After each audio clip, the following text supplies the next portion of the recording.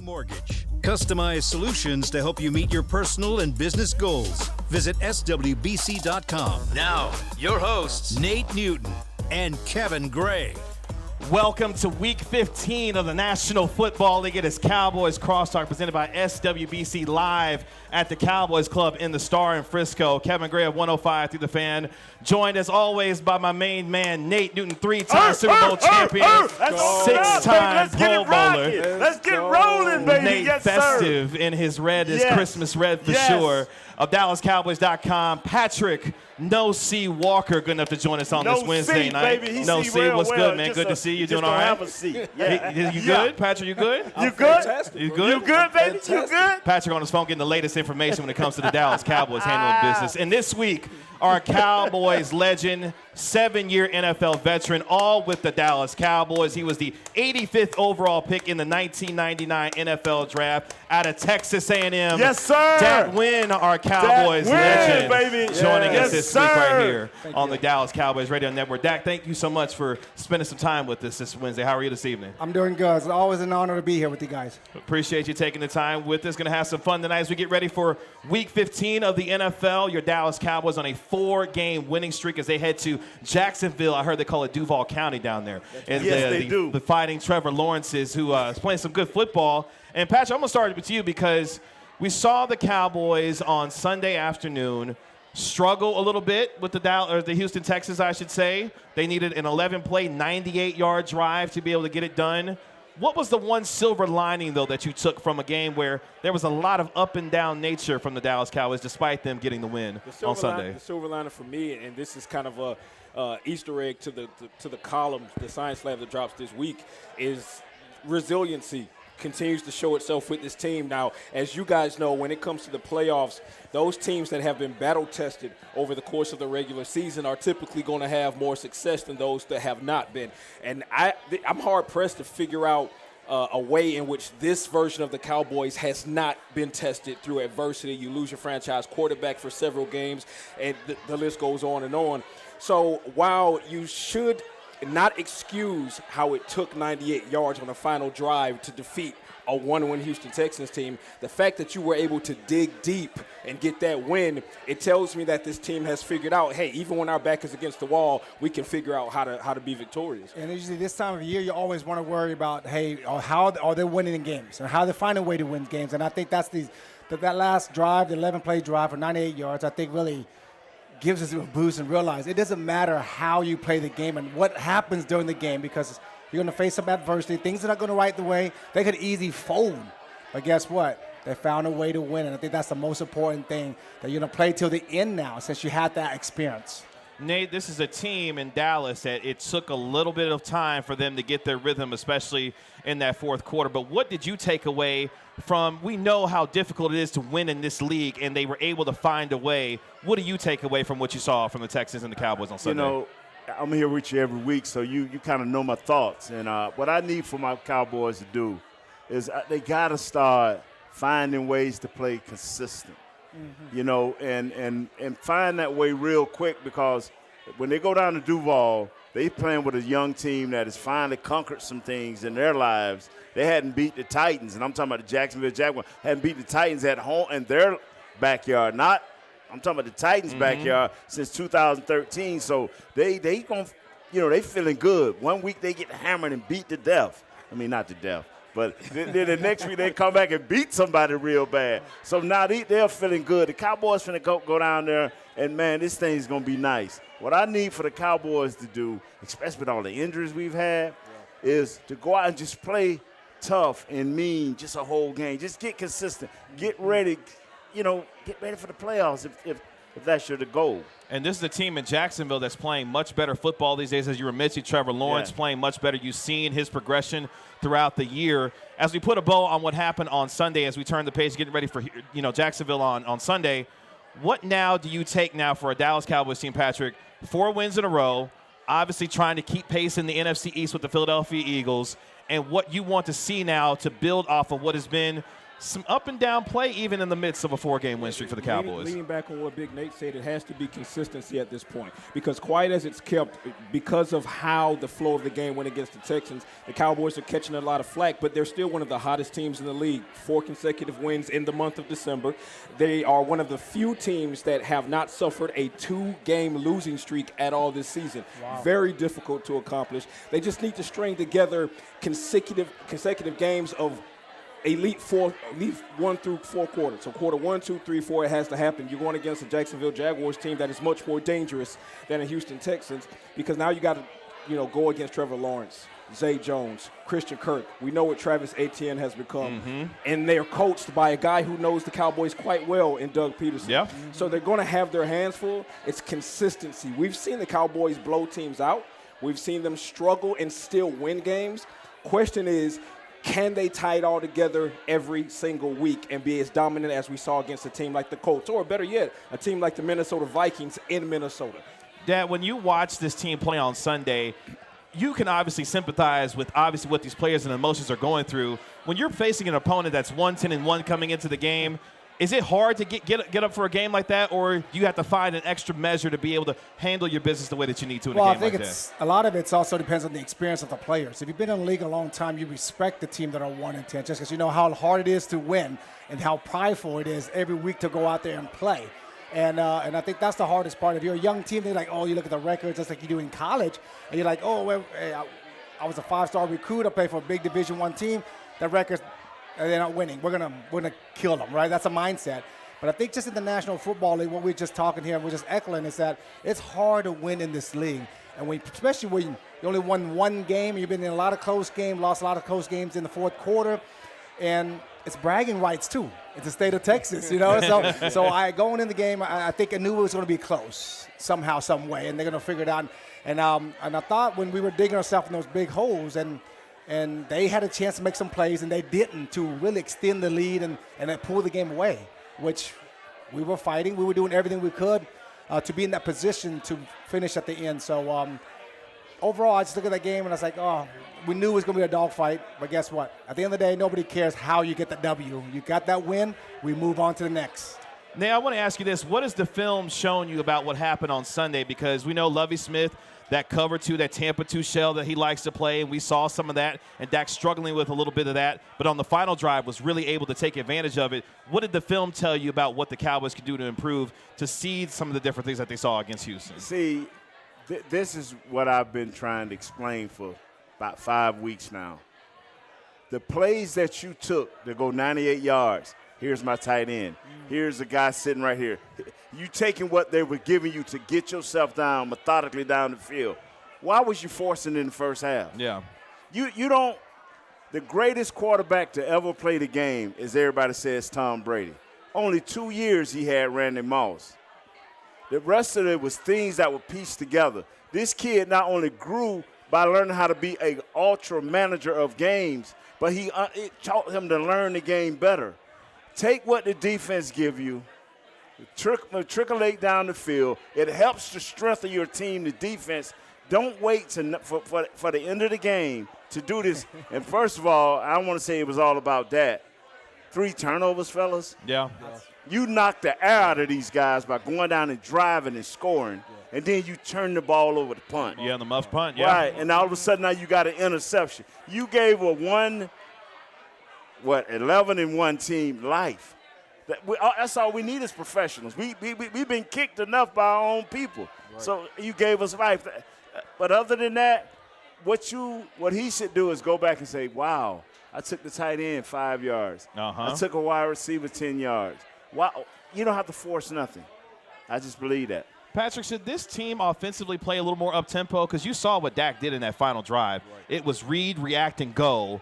And we've seen him at times when he's been able to play with that kind of up-tempo pace. He's lethal. Should we see more of that from Kellen Moore in this offense going forward here? I would like to see more, but I feel like there's a line there for a couple of reasons. Number one, if you're running no huddle, which we've seen Dak Prescott can be lethal, like in your words, and very accurate in that capacity. But also keep in mind, the Cowboys struggled when they lost Terrence Steele. at right tackle. When Josh Ball was tasked with coming in, he had a couple of serviceable snaps, but then the two big plays that worked against him helped blow up the situation for Dak Prescott. When they put Jason Peters at right tackle, it was a 98-yard game-winning drive, and Peters held up very well. So that's a conversation for if we'll see what the rotation is between Ball and Peters next week. But it's key to note that as well. But kind of circling back to the no huddle, you have to make sure that you're also giving your guys time to breathe and rest, because if you're going no huddle, and it can be strategic, you might be doing it at times to keep the other team from being able to substitute, but it also keeps you from being able to substitute. Yeah. So there's a line in the sand that says, okay, I would like to see more, but schematically speaking, you have to make sure that you're getting your guys rotated in as needed.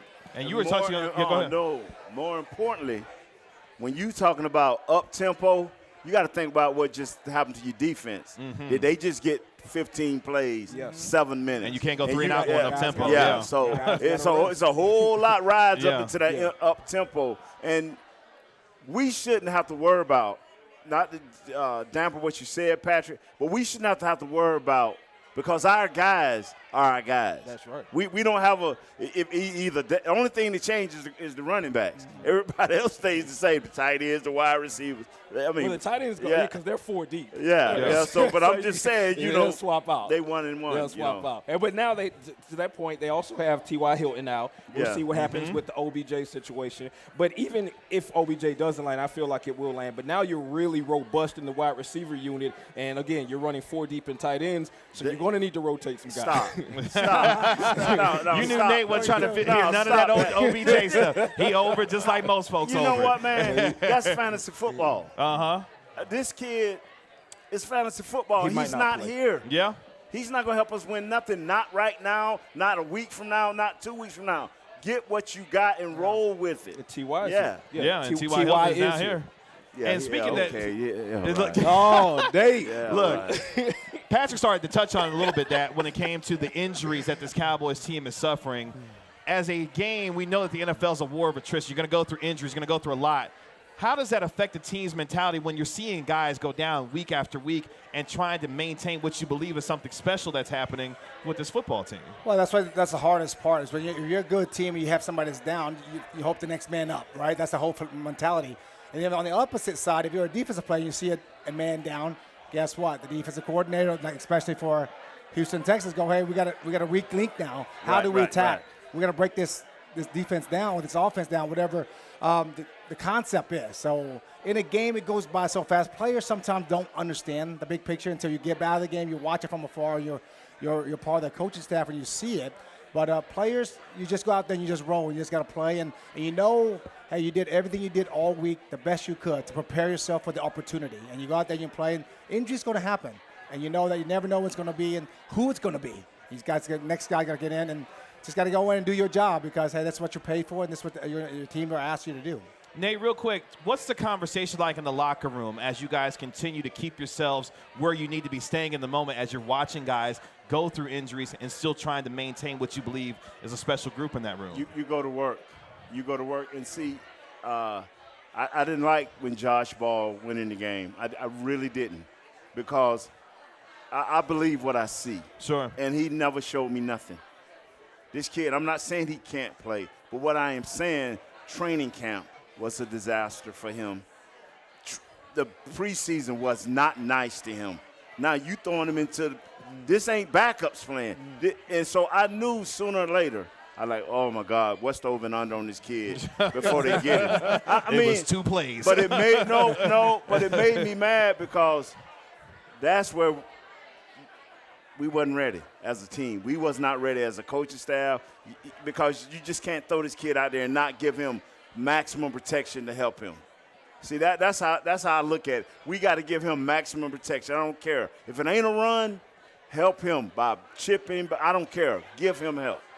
It is Cowboys Crosstalk presented by SWBC. At SWBC, customized solutions for individuals and businesses are just a click away. Visit SWBC.com to learn more and start your next adventure. Kevin Gray of 105 through the fan. Patrick No C. Walker of DallasCowboys.com. Our 6-time Pro Bowler, 3-time Super Bowl champion Nate Newton, and our Cowboys legend this week, Dat Nguyen, joining us here on Cowboys Crosstalk. Coming up next, we're going to talk about the newest addition to the Dallas Cowboys. He used to play for the Indianapolis Colts. Now he's going to help this wide receiver room. We'll talk a little T.Y. Hilton next on the Dallas Cowboys Radio Network.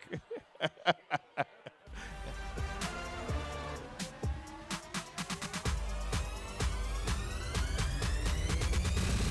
Cowboys!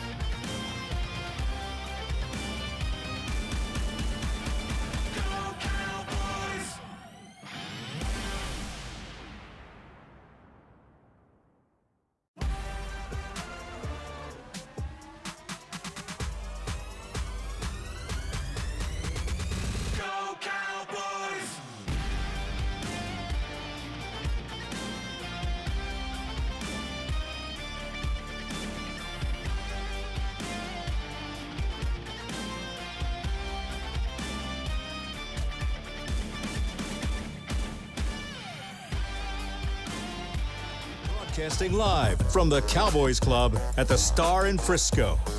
It is Cowboys Crosstalk presented by SWBC. SWBC Mortgage. Join the more than 120,000 customers that we've helped to find their happier way home. Visit SWBCmortgage.com to find a pro today. Kevin Gray of 105 through the fan. Patrick No C. Walker of DallasCowboys.com. Yes, sir. Our 6-time Pro Yes, Bowler, sir. 3-time Super Bowl champion Nate Newton. Wow, and our man. Cowboys legend this week, 7-year NFL veteran, all with the Dallas Cowboys. Dat Nguyen joining us here on Cowboys Crosstalk live at the Star in Frisco.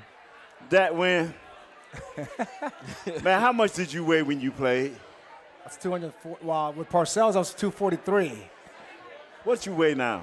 About 205. Okay, all right. I was just like, you was a bigger man about 10 years ago. 243. Before we jump into our newest Cowboys edition, I want to ask you about that because you hear about the stories and playing with Bill Parcells and how things went with him. What was your experience like playing with Bill Parcells, a legendary figure, obviously, in this league, and having a chance to play I played with him him for 4 years, and Kevin, I think I learned more football in those 4 years than I played 50 years prior. Wow. He taught me so much of the game of football. He made it so interesting. situational football, things that you help you win and lose games, and he'll have that through practice. We have about 25 or so situations that we go through whole training camp, and he tells us in the huddle, in the meetings, he goes, you never know when you need it, but when it comes up, you better know it. But he added a couple more adverbs in there. But also, the game of football is just so unique in so many ways. Like, he breaks down all the referees. There's 17 crews of referees. He breaks them down, and then every week, he'll tell us what crew it is, and hey, this crew, we're creatures of habits, right? Hey, this crew calls a lot of holding. You guys keep your hands inside. Yeah. Hey, PI, you got to watch out for pass interference. Hey, DBs, you got to watch out. So stuff like that, you learn and you appreciate how he was so successful and so all the stops he were. I'm interested to hear, what was your first meeting like with him when you first met him and found out you're obviously going to be playing for Bill Parcells? You know what? I felt like he didn't really want us there, obviously, just because he was so accustomed to bigger linebackers, 6'4", 250-pound middle linebacker, inside linebacker. And I remember many jokes. He's a jokester, too. He's a comedian, and he is so witty, but he always talked about Dexter Coakley and myself. He goes, man, when's the circus? Where we got some midgets linebacker. So he'll throw that out. But our first meeting with them, it's just that it was just football. Nothing else but football. I don't care anything else, but if you can show me you play football, you give effort, you don't make mistakes, you can be on my team. Yeah. And he laid it out, and that's all you wanted was an opportunity, right? To go out there and play the game. Well, a Cowboys wide receiver, a new one, has an opportunity to help this team win football games down the stretch, and that is T.Y. Hilton. Eugene is his government name. And he now is a member of the Dallas Cowboys. Now, I want to start with you with this one. No Odell Beckham Jr., not around here, just so that you know, not around here. Yes. But T.Y. Hilton is here. What does he bring to this team that will help this wide receiver room hopefully get to where they want to go by the end of the season here? Just a veteran presence, route runner. Was an explosive guy with the Colts. That's who he played with. I'm one of those guys. I'm just going to be patient and see what they do with him. Sure. Everybody's projecting, what they're going to do with him. But through my past experience of seeing how Coach Moore does things, I would like to wait and see how they will use him. And is he a stopgap guy, or is he just a guy that's going to be effective as the season go on? I just want to wait and see. I want to give him every opportunity to show me, show the fans, what does he bring besides just veteran leadership to the room. Patrick, this is a guy that's 33 years of age. Some of his best football that we saw during his time with Andrew Luck when he was with the Indianapolis Colts has struggled with injury over the last few years. What does he have left based on what you have seen from him and what he can help bring to this Cowboys wide receiver room? The only question for me on T.Y. Hilton is he healthy? Yeah. And I don't know that I trust the medical staff in this league more than I would say Britt Brown and the medical staff here in Dallas. So if they give the green light, as they did with T.Y. Hilton, I feel like he's ready to go. And keep in mind, he hasn't played football this particular season, so physically he should in fact feel refreshed, as he stated, but he's only 2 years removed from 766 receiving yards and 5 touchdowns in the final year, the swan song of Phillip Rivers. So had the neck issue last year, but 9 starts after he came back from IR, and again coming off of the break. So physically he should be right there. What will also help with his durability, another GOAT over there, what will physically help his durability as well with this Cowboys team is he doesn't have to be wide receiver 1 or 2. He gets to split reps with Noah Brown for wide receiver 4. And like Big Nate said, I'm interested to see how Kellen Moore schemes him up. But this is a guy who could very well pass the 10,000-yard career receiving mark this season. So if he's on the field, even if it's as a decoy, defensively you have to respect him. And you have to respect the fact that he can take the top off or that he can get a lot of yak off of a screen or a bubble. And that's going to open up plays and space for Michael Gallup and CeeDee Lamb to continue to operate. It's another weapon for the defense to have to scheme for, as if they didn't have enough already. And you talk about the 2 horses in the backfield with Tony Pollard and Ezekiel Elliott. Cowboys are really, really proving that they're as all in as they've ever been. T.Y. Hilton spending, he says, 10 hours a day here at the Star trying to pour through his playbook to get ready and to contribute. another 5 at home studying. Yes, exactly. He's got 3 older kids, so he's trying to get through all of that with family at home too. Dad, when you look at this team, and Patrick started to mention it a little bit, it feels like they are trying to make moves to be able to get them where they want to go. Do you get that sense that the Jones family, what they're trying to do here is put this team in the best position that by the time we get to the end of the season, they'll be able to compete with the Philadelphias of the world and who they believe they'll see in the playoffs, hopefully deep into the playoffs. Yes, I definitely agree with that. I think this is a big pickup just because if you look at the scheme of the teams, right? You're talking about our team with Gallup, with C.D. Lamb, and then you got if you put T.Y. Hilton inside, who are you going to man up? Who are you going to double? And then now, I always think about like T.Y. Hilton. Those guys are so crafty, so quick, so explosive. You hate to play against those guys. I was a linebacker. Every time you have to go to the slot or you have to bump out to the number 3 and it's a little receiver, man. You want to know parts of that, you don't know part of that stuff. So I think that's where you're going to figure out down the road. And it all depends on how he is too, his health and also his, how he gets adapted, how quickly we get adapted to the game and back to playing the game of football. And I think that's going to be interesting to see. But as a defender, look at the team. You're talking about the 2 running backs, and even now with the tight end, what do you do? Right? Yeah. As a defender, who are you going to stop? Who are you going to give up? Who are you going to allow to take over? Even with the Belichick mindset or the Parcells mindset, take the best player away. You're going to take C.D. Lamb, guess what? Gallup, you got T.Y., you got the tight end, you got the 2 running back. What do you do? You always want the second, third guy to beat you. We got those guys that are really 1A and 1B, right? Yeah. Yeah. And, Nate, all these guys need help in terms of protection and blocking, and this offensive line has gone through a little bit of reshuffling, and it's going through some more of it now. We expect Tyron Smith to be back here very soon, maybe as soon as Sunday. Jerry Jones saying that he expects Tyron Smith to play on Sunday. Jason Peters sliding over to right tackle and doing well, especially on that final drive. What do you see? How do you feel about this offensive line now? And I'll ask you this question as well.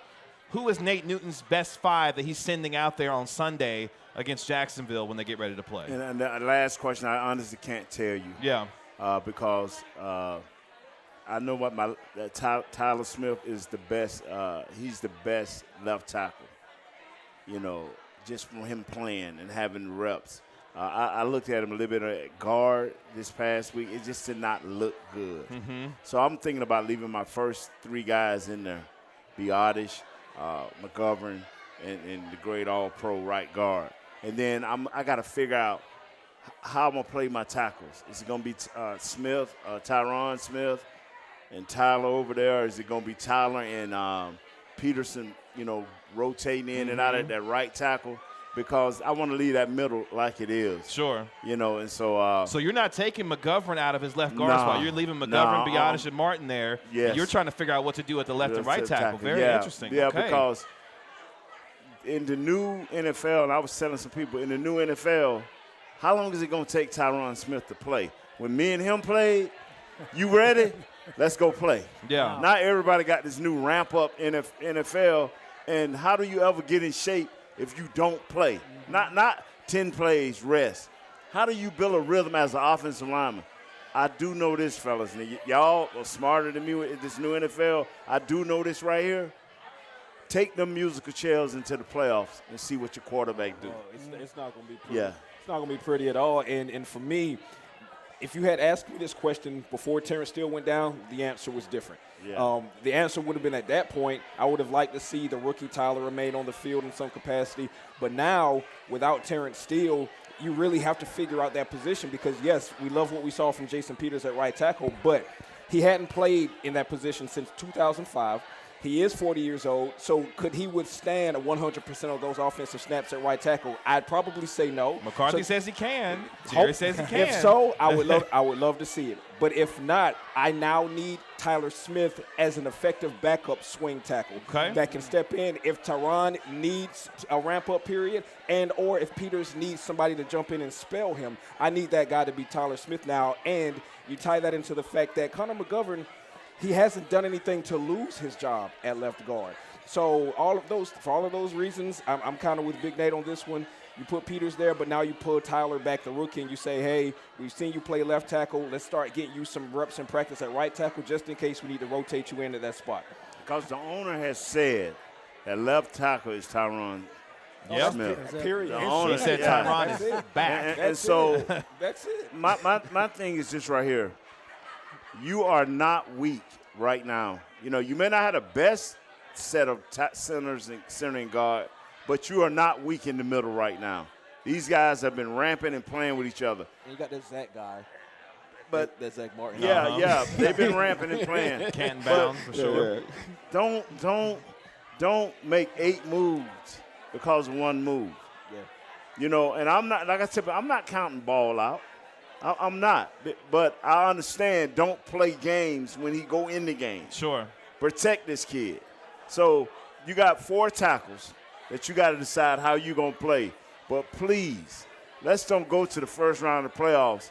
Well, we're going to get 10 plays for this guy and 5 because these people I want to see ain't continuity, playing. Nate. I'm not going to lie. I want to see continuity. Yeah. I want to see you get out there with your best 5, whomever that is. Yeah. Get them into a rhythm so that by the time you get to the end of the regular season and the playoffs, we're not having to ask these questions about who is the best 5. Are we rotating guys in that? Because I understand, obviously, trying to protect Tyler Smith. We saw him at left guard during training camp a little bit during OTAs.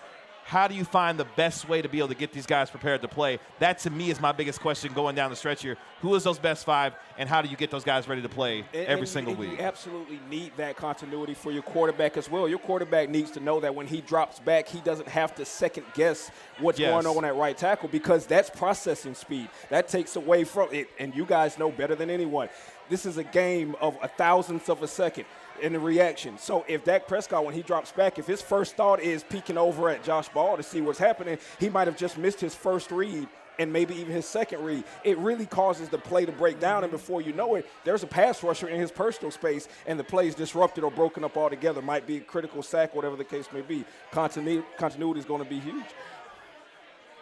You know, it's crazy you talk about that with Dak Prescott. It's amazing because he's a right-handed quarterback. Yeah. Every time he fakes the ball, he flips his hip over. Guess what he's going to see, right? That's exactly what you talk about. But all right, the offensive line, I think the offensive line is good. And I think Nate made a great point of just, hey, keeping the interior guys there. You got options on the outside. Now this is the time really to play the game and just go see how they go. And guess what? Maybe flip the guy, don't flip the guy, have a swing guy. Because really is the luxury because you have the experience of Peterson and you got experience of Smith on either side, right, left tackle, respectively, and then you got the young guy that's been playing both. Right. Yeah. With the absent of time, he went over there and he started with the right. So he really played most.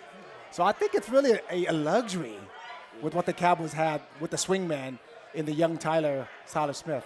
It is Cowboys Crosstalk presented by SWBC, SWBC PEO, helping to alleviate the HR administrative burden that comes with running a business. Leave the worrying to us. Visit swpc.peo.com today to find out more. Kevin Graham, 105 through the fan. Patrick Walker of DallasCowboys.com. Nate Newton, our Cowboys legend. Dat Nguyen coming up next on Cowboys Crosstalk on the Dallas Cowboys Radio Network. Speaking of linebackers, Micah Parsons had some spicy things to say on the Voncast about Jalen Hurts. We'll ask our resident linebacker what he thought of Micah Parsons' comments. We'll do that next on the Dallas Cowboys Radio Network.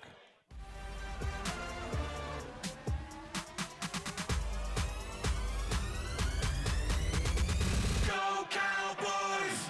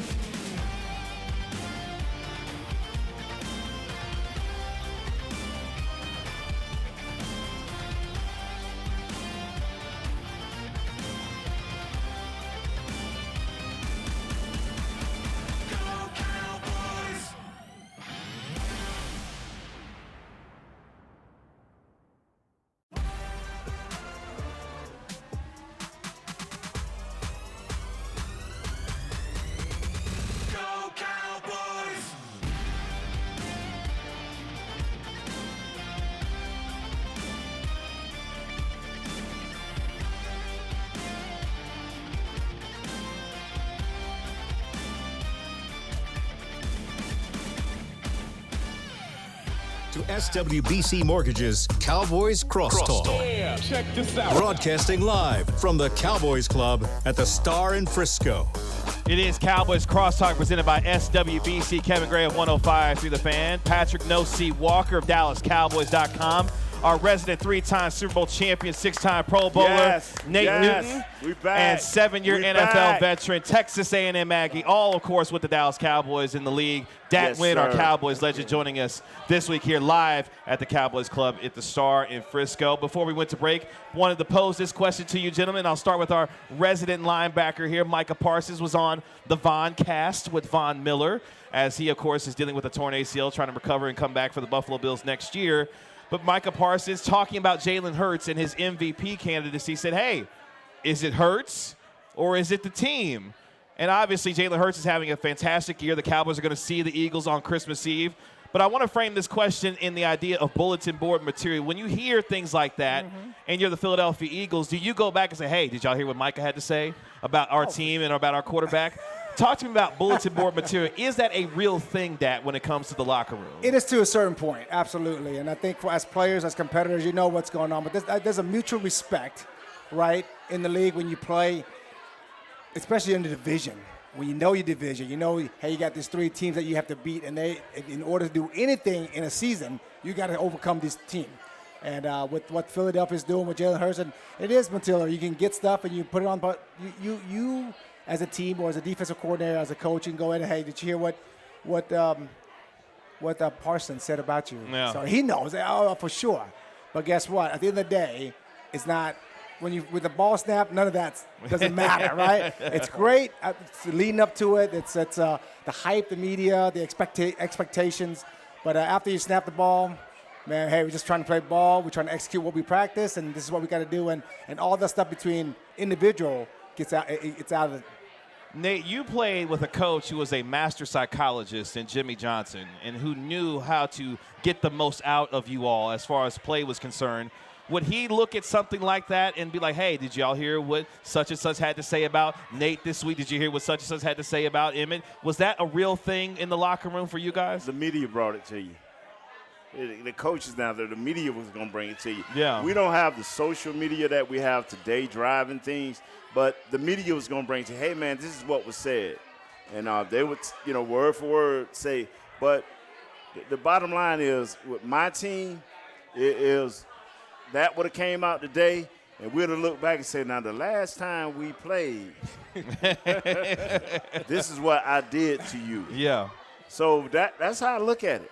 The last time the Cowboys played, looked like Jalen, whether it was the system or whether it was him. Something was working. Yeah. So, we'll see. Get through Jacksonville, and we will see real quick. Was it though? Huh? I guess my biggest takeaway from that first battle with the Eagles, and this is not to take away anything from Jalen Hurts and his ascension from year 1 to year 2, and also give credit to Howie Roseman, the general manager up there, because between A.J. Brown and Heisman winner Devontae Smith, I mean, he's stacked weapons there, which is what the GM is supposed to do. And what Jalen is doing is using those weapons to help win games. That's what's supposed to happen. But it took that Philadelphia Eagles team 3 interceptions from a backup quarterback in Cooper Rush to defeat the Cowboys narrowly on their own field in Philadelphia. I say all that to say, bulletin board material or not, Christmas Eve cometh. Yes. And to that point, all this suspense and hype, once that ball gets kicked off on Christmas Eve, we are finally going to find out who the best team in the NFC is. Which I will start with this before we quickly go to break here. Is Jacksonville a trap game for Dallas on Sunday, Patrick? No, it is not. And the reason I say it's not a trap game is because, as we said earlier in this show, Jacksonville, they're better than the Texans. They're better than the Colts. This is a team that you better take seriously, or you might get embarrassed. The Tennessee Titans, who are they're scratching and clawing for a playoff spot, just got 36 points dropped on them by this Jacksonville Jaguars team. And coached by Doug Peterson, who knows how to put up yards and knows how to put points on the board. And they're going against the Cowboys defense that's now without Jordan Lewis, without Anthony Brown. Kelvin Joseph is still trying to feel his way, had a flash play on the third down PBU, but before then struggled mightily, right? So you go and you get Mackenzie Alexander and you get Trayvon Mullen off of waivers today, and you're hoping that Kendall Sheffield, these veterans, can help these younger guys complement Trayvon Diggs. But until you see the consistency, and now you're going against Zay Jones and Christian Kirk and Trevor Lawrence, this can't be a trap game. They have to go to Jacksonville taking this Marvin Jones. They have to go to Evan Jacksonville Ingram has found his legs. Very go on and on and on. And Etienne is also a receiver out of the backfield, so the linebackers are going to get tested as well. This Cowboys team better take Jacksonville seriously. Tell me why this isn't a trap game for the Dallas Cowboys. Well, I think it's going to be one of those games. It's just they're a good football team. I Yeah. think Patrick just lined it for it. Yeah. This is a good football. And they're getting better from week 1 to week 2 to right now, week 15, 14. They're getting a lot better. And they're competitive. And Doug Peterson knows the Dallas Cowboys. He had been in the game that long when they were in the same division. So he knows. And in my opinion, I don't know, he might have even punt the ball in this game. You know what I mean? He's just going to play it every down just because what do they got to lose? Because really he's trying to prove that, hey, we're going to be a football team. We're going to play. We're going to fight. And I think that's what his personality is. But I don't think it's a trap game. I think we better take him real seriously because it's going to be a good game. Nate, real quick before we go to break, why is this not a trap game for the Cowboys? Yeah, you know what? Because they are unpredictable, the Cowboys. They can drop 40 on this team. Yeah. You know, or they can go out and struggle and try to find a way to win. So, to me, every game for the Dallas Cowboys is a trap game because they can get full of themselves real quick, and we as media will find a reason every game to give them that confidence. Yeah. Yeah. Let's take our next break here on the Cowboys Crosstalk presented by SWBC. Kevin Gray of 105 through the Fan, Patrick Walker of DallasCowboys.com, Nate Newton, 3-time Super Bowl champion, our Cowboys legend, Dat Nguyen, joining us here live at the Star in Frisco. Coming up next, we're going to catch up with our Cowboys legend, Dat Nguyen, see what he's got going on these days, and get predictions. I'm not going to ask Nate because we know what he's going to predict on Sunday, but we'll get our predictions from the rest of our guys next on the Dallas Cowboys Radio Network.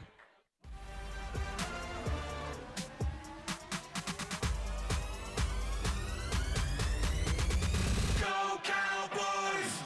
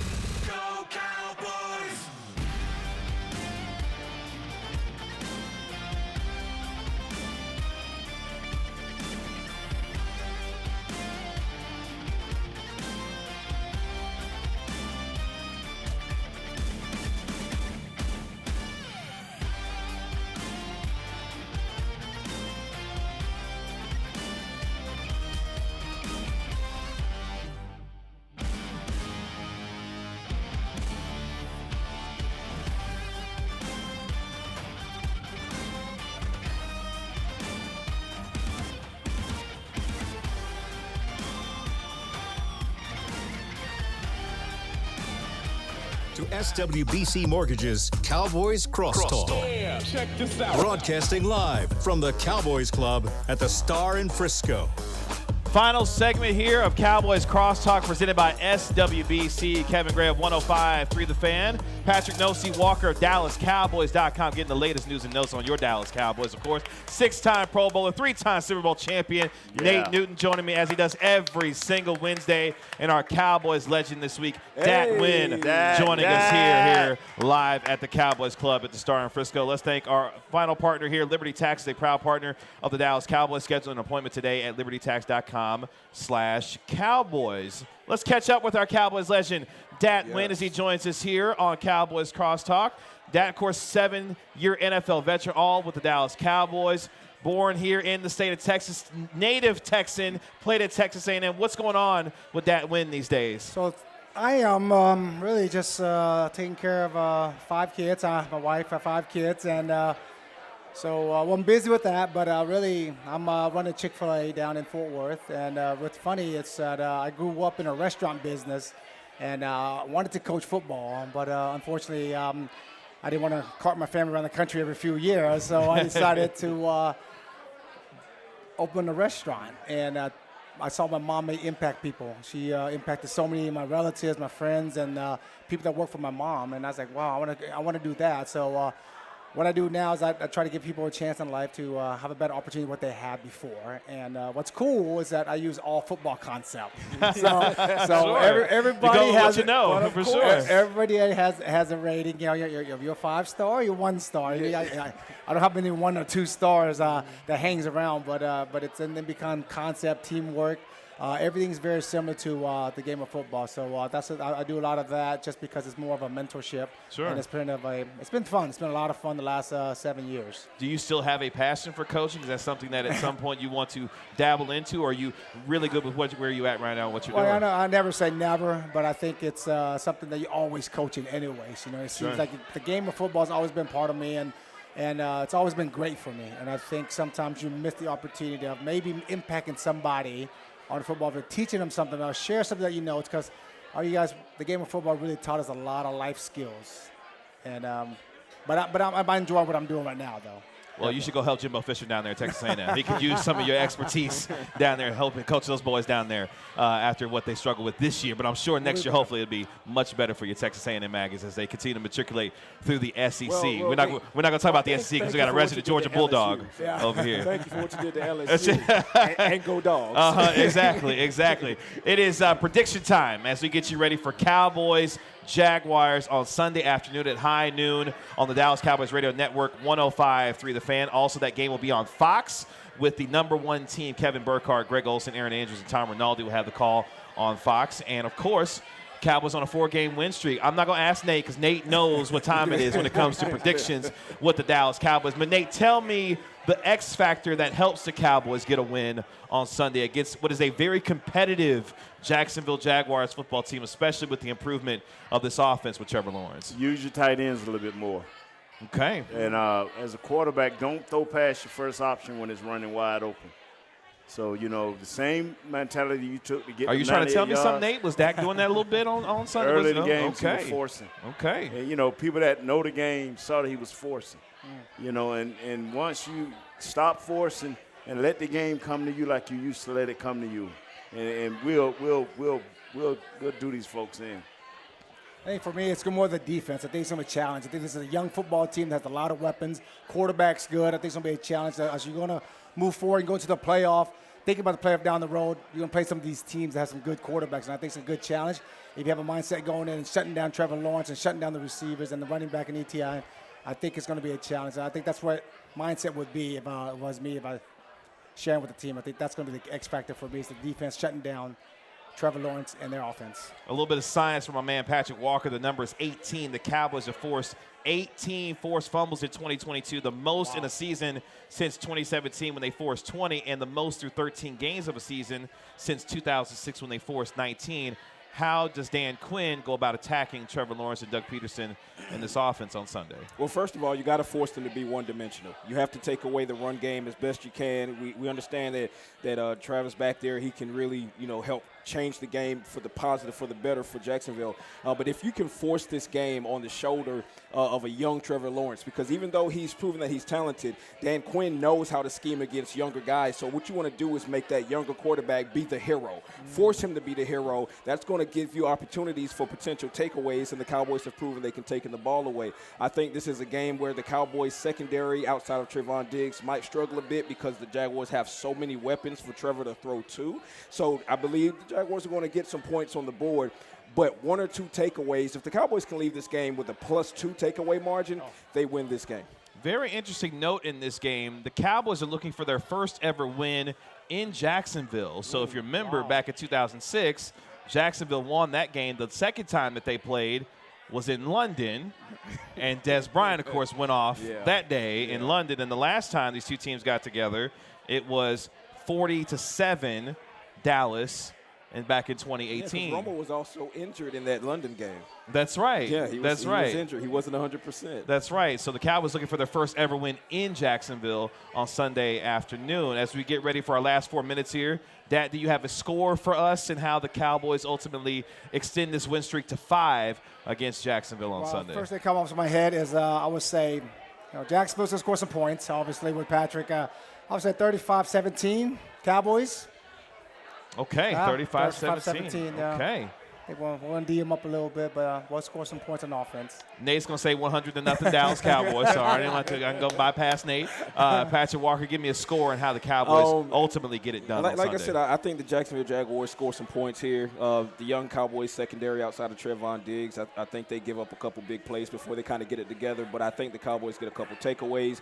Added possessions for Dak Prescott in that offense, especially if T.Y. Hilton can play and contribute. I think the Cowboys can put up 34, 35 points. So let's make it an even, you know what, let's give Brett Maher some boots. So it says 34, right? 34-27, it's going to be a close one in my prediction. 34-27. Yeah, I think this game is going to be a little bit closer than what the experts may think. Cowboys are a 4.5-point favorite currently right now going on the road to Jacksonville. I like what Trevor Lawrence is doing down there. This offense is getting better. It's amazing what happens when you bring confidence into an organization and you see a guy who's a Super Bowl winning head coach. It's amazing what happens when you get guys in there who actually know what they're doing and how the football team can improve. And we've starting to see that with Jacksonville. And you mentioned it a little bit earlier, the confidence that they have in beating Tennessee the way that they did. Trevor Lawrence with 3 touchdowns in that game. I think it's going to be a close one. I'm going to take the Cowboys in this one. I'm going to go 28-21 on Sunday. Still 7. Yeah, still seven. But I think this game's going to go into the fourth quarter, and I think the Jacksonville Jaguars are going to have something. And you were mentioning a little bit earlier, they've got something to prove. This is a good team that is starting to figure out some things. Their record doesn't necessarily indicate that, but over the last few weeks, it's a team that's getting better. I think they're going to give the Cowboys a little bit of something to think about before Philadelphia comes in for Christmas Eve and what will be arguably the biggest showdown in the NFC East this year. I know Nate's look like, man, look, we just need to get through Jacksonville this week, handle business before Philadelphia comes in. I believe it because I've been there. Play through Jacksonville going to the Eagles. Play through them. And that means play clean, play right, show people who you are. I'm waiting for that. I'm waiting for that consistency because if you don't find it, it's going to be ugly down the road. Yeah, and the Jacksonville Jaguars will make you pay for it if you have the kind of mistakes that you had against the Houston Texans on Sunday. I think that's a big thing for me is what kind of mindset are you going to come out with from the outset of this game? And I don't want this team, it reminds me of kind of the Lakers back in the early 2000s. What we started to think about them as they got later into that run, we viewed them as a turn it on, turn it off type team. They would turn it on in certain games, and then other games you would feel like they were sleepwalking. The Cowboys kind of feel like they've been doing a little bit of that over the last few weeks. Are they going to be a team that ultimately turns it on for the rest of the year?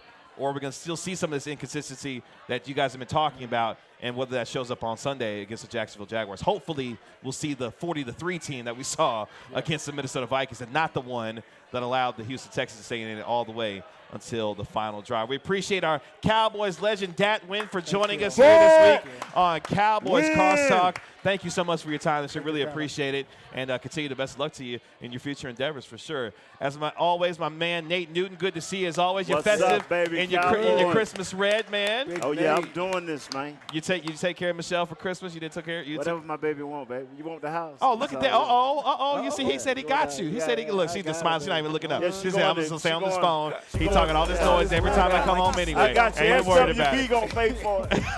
Yes, sir. From my man Patrick Liberty tax Dosey got Walker, you, baby. appreciate the time, man. My name is Kevin Gray. It's been Cowboys Crosstalk presented by SWBC Cowboys Jaguars on Sunday on the Dallas Cowboys Radio Network 105 through the Fan and on Fox. Appreciate you guys joining us, man. Hope y'all had some fun tonight. Appreciate it. Appreciate y'all joining us live for the Cowboys Crosstalk. This has been a production of DallasCowboys.com and the Dallas Cowboys Football Club. How about this, Cowboys? Yeah!